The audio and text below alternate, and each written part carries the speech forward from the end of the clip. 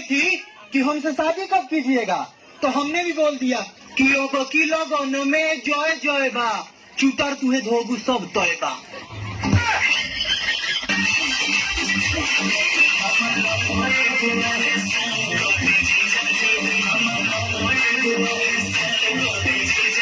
भग देले बानी तनी गाल धोबी राजा जी।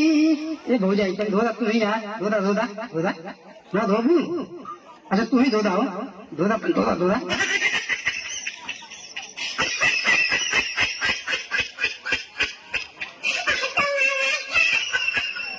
जोरे दोगरा ते कबो खुश ना रहबे। का भइल रे?